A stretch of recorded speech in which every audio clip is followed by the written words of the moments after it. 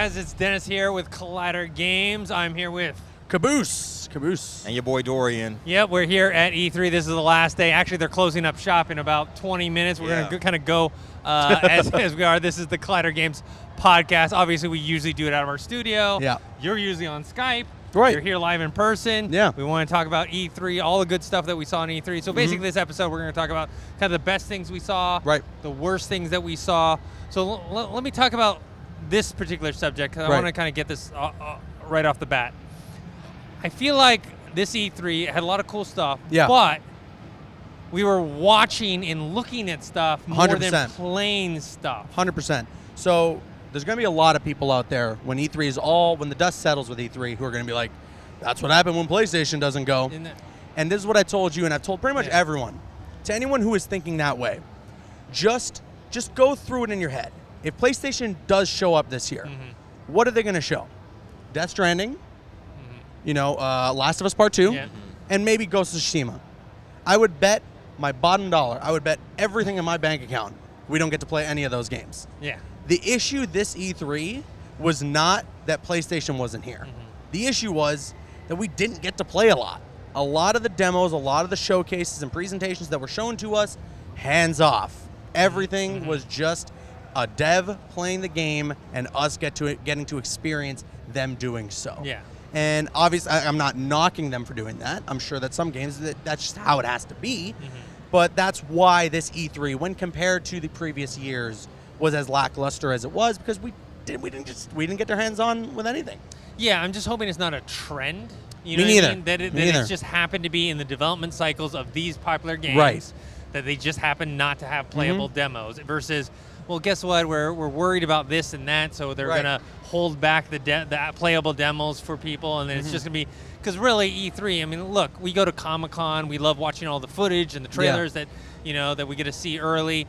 This is not, E3 is for video games, and video games are meant to be played, so the whole point is to play them, not to watch it, because otherwise we just sit at home and watch, right? So, Dorian, what do you think?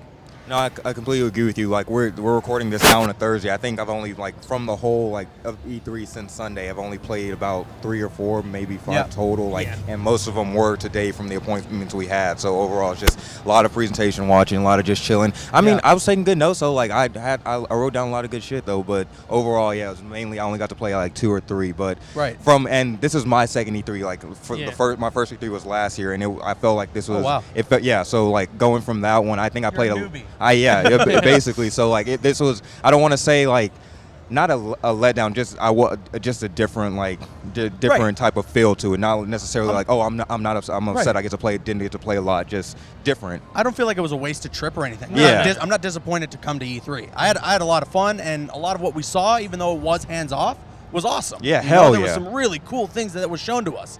It's just obviously if we had the choice between a hands-off presentation and playing the game, we're going to want to play the game. So that's where some sort of disappointment settles in. Yeah. And I thought it was cool too, we actually got to go. This is my first time going to actual conferences, and y'all warned me up beforehand. Me too. Y'all were like, it's like a rock concert. Yeah, I was like, all right, let's see. It was like a rock concert. It was pretty awesome. Our boy Keanu Reeves, we got John Bernthal with his dog. There were so many cool surprises at those things. So I thought that was one of the highlights, the actual conferences. Well, that's a nice segue. Let's talk about the best highlights, our personal ones, because if people don't know, us three, we were together part of the time, but a lot of times we were all separate doing different demos and talking to different people and whatnot. We had some strength in numbers. Yeah, exactly. So let's start off with you, Dorian. What are your highlights of E3, your best of what you saw or played?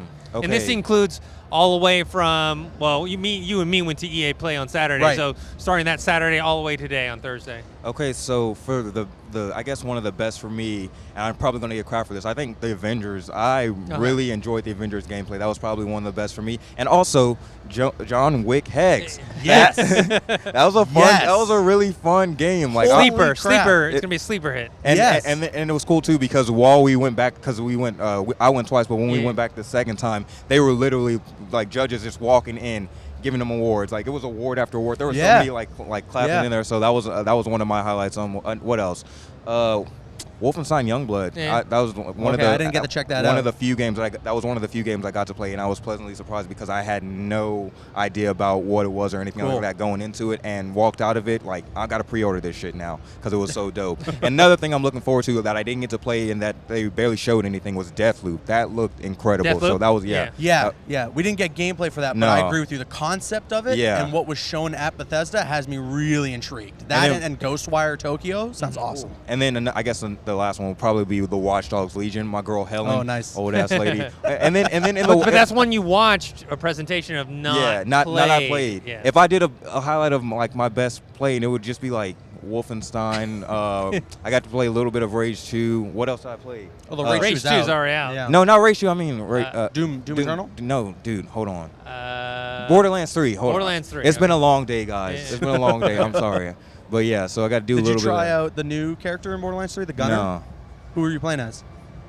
Fucking. One of the ones from the reveal event that we went to? I guess so. Okay. Dude, I don't know. I played like 5 minutes. It's been a long day. Dude, and then what else did I play? John Wick. It's like 4 games. Okay. But besides that, I don't want to talk. Are we talking about lows yet? Or not yet. Let's talk about highs. Okay. Caboose? Yeah. So highlights for me, there's quite a few actually. Avengers, obviously, I really enjoyed what we got to see. You know, I know a lot of people are not a big fan of the way that the game looks, and I think I really want to try and convince people that they gotta understand when you see this game in motion, it looks great. Trust me, when you actually, and you do see a little bit of gameplay in that trailer that was shown to the public, but when you see the game and you watch, you know, the characters in combat, in motion, fighting against the enemies, it looks great. I know you have some reservations about it. We'll get that in a moment, but I really did enjoy what we got to see from Avengers, and I hope that in this 11 months between now and the actual release date, the game is going to look a lot better, a lot more refined, and all those complaints about the character animations and the facial animations and all that stuff will just go away, because that's stuff that will 100% improve over time. The one thing that kind of will be difficult to improve is gameplay. Yeah. So if the gameplay looks good, then I'm okay. You know, I can sigh relief on that. A sleeper hit, more so than John Wick. Actually, not more so than John Wick, but another sleeper hit. I just got to check it out today. It was a hands-off presentation of Dying Light 2. Okay. And it was awesome. Holy crap. So with Dying Light 1, I know a lot of people thought that the game was just kind of mediocre. It wasn't like bad by any means, I don't think, at least. But it just wasn't amazing. And the premise was pretty cool. Parkour and zombies. Nice little combination there. And I feel they didn't hit the mark with the first game. But in the second game, they've taken all that criticism. They've had a long time to work on it. And I feel like they got it this time, because the parkour looks so cool, really fluid, and the combat looks brutal, visceral, you know, definitely going to be M-rated. And even the zombies, because now with this game, it takes place 15 years after the infection. They have new enemy types, and with that, you don't have to worry about, this is the infection, let's focus on the zombies. It's more about, let's focus on the characters, the story, and let's actually try and flesh that out, and the zombies are a part of that. So Dying Light 2 looks fantastic, and John Wick Hex, holy smokes, what the hell? I was going into this like, you know, it's like a turn-based, like, it's like a strategy game. Yeah, okay. Point and click kind of thing. And I go into it like, oh boy, you know, out of all the ways that we could have made a John Wick game, this was the one. But when you play it, you absolutely get it. And it makes total sense with the way that John Wick is and the way that that character is supposed to be for this game to be structured how it is. That point and click, the way you have to look at the top and witness the timer of everything and try and figure out, you know, this is going to take 2 seconds, but in that 2 seconds, the guy who's in front of me is going to shoot me, so do I try to shoot them first? It's so cool. Dorian was walking me through. He was trying to I was like coach me on stuff. Yeah, we were like tag teaming. That was so much fun. That was a lot of fun. That was so much fun. Got to check out Cyberpunk 2077, which we did talk about. That's going to be, I believe, up on the channel by the time this goes up. Wasn't overly blown away by it, but... And that also was how long was the demo for that? That was like a good 40 minutes they showed us. Okay, no wonder those lines are so damn long. Yeah, they showed us quite a bit of Cyberpunk. The only problem is, I think, the way that the demo was structured and the way that they ran through it, like if I was playing, I'd get through it in 10 minutes. You know, a lot of what they were trying to show, but because it's a presentation and they want to make sure that you're getting all of this information and it's not overwhelming, they take their time with a lot of it. So it wasn't necessarily boring, but it was slow. That's why I wasn't just fully blown away by it. But I mean, Keanu frickin' Reeves as Johnny Silverhand was really, really cool. So I'm excited to see more of that. But yeah, I don't know. I mean, I struggle between John Wick and Dying Light as honestly my best of the show. Oh, really? Seriously, as surprising as that sounds, between those two, my best of the show. Obviously, a runner-up from there would be Avengers, and Lego Star Wars too. Yeah, we saw the demo for that. Listen, You got to play it? I did not get to play it, but the presentation is cool. Yeah. It is cool. Any Star Wars fan would be geeking out over what they got in store for you guys there. So that's another one that was great. I got to play Shang Tsung and MK11. That's coming out next week, though. Not really much to be praising or singing high praises for. We got to try him out, so he's cool. But yeah. I got to try him out for like 5 minutes. There's a whole other story on that. Yeah. Oh, boy. You can watch some of the other Dorian videos to find out what happened to Dorian. Oh, no. During Wait, Mortal Kombat. Was that when what I think Hey, happened? we'll talk about this later. Yeah, This yeah, is yeah. not Oh, for no. Just look for the videos on the Clouded Games YouTube channel. So for me, the highlights, look, like I said, like a lot more watching than playing. Yeah. With the press conference. So let's just talk about the things that I saw that were cool. Yeah.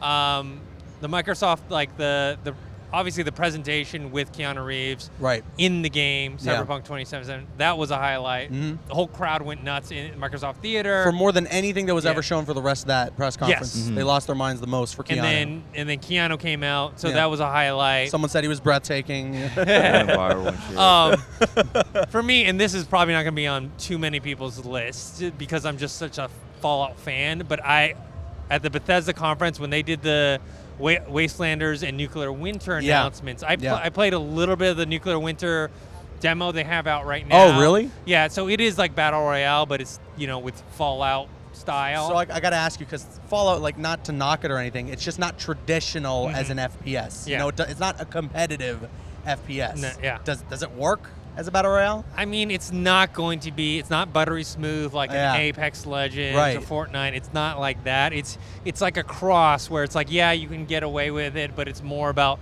the atmosphere of being in that Fallout world. Okay.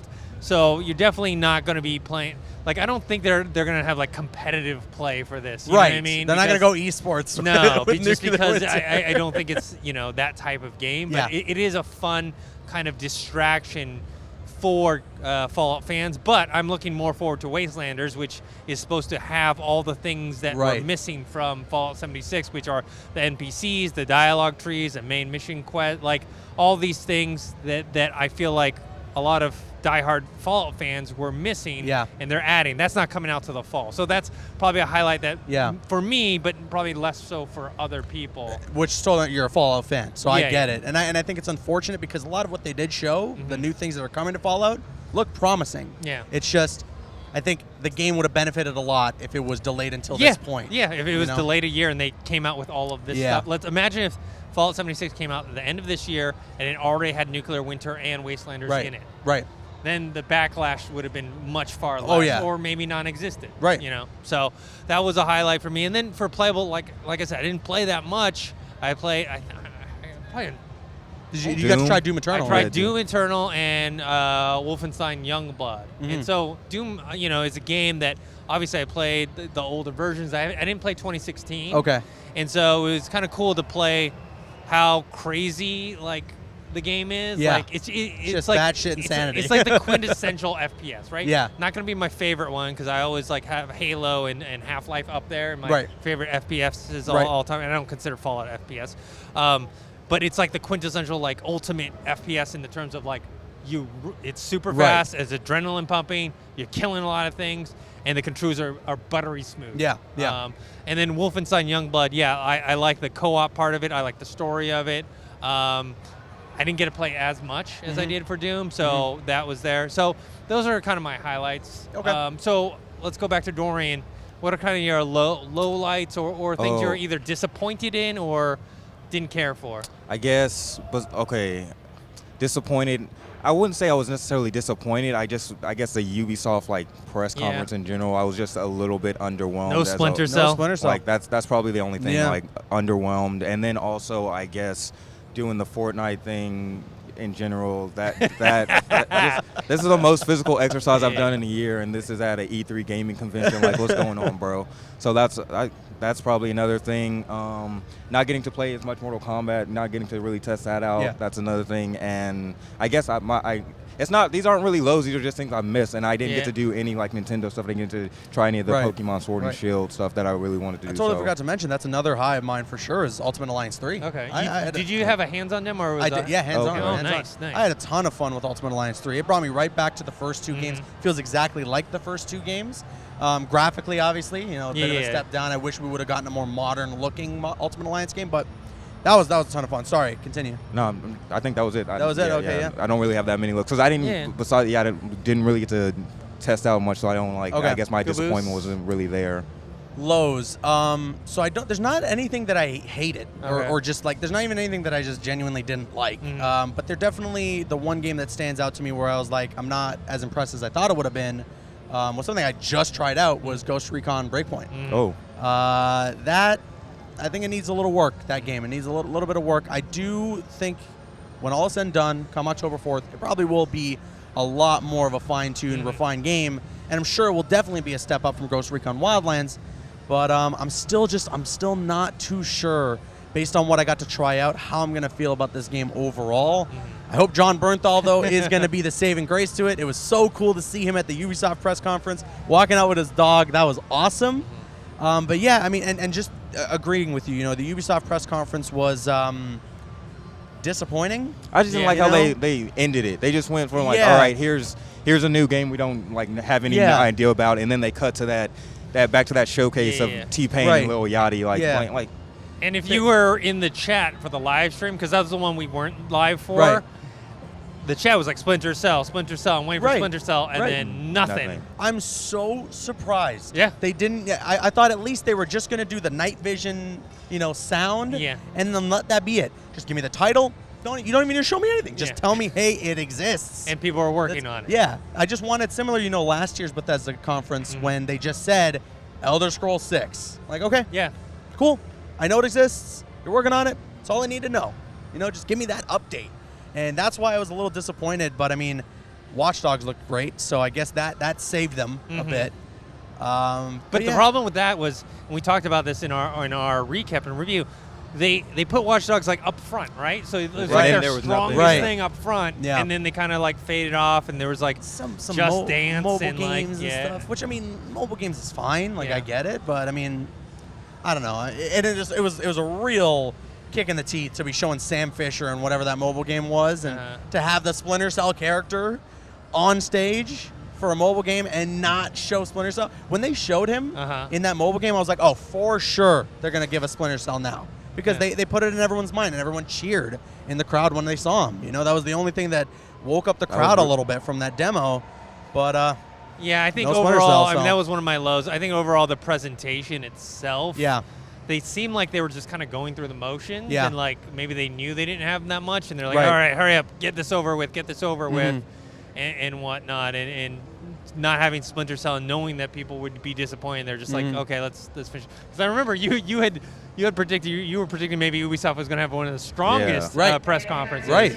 Oh wait, time to get the hell out of here. They're about to kick us out soon. Are they? Oh yeah. So, oh boy. Another low is the food. The food prices. Yeah. Sorry, that was random. Yeah. Okay, they're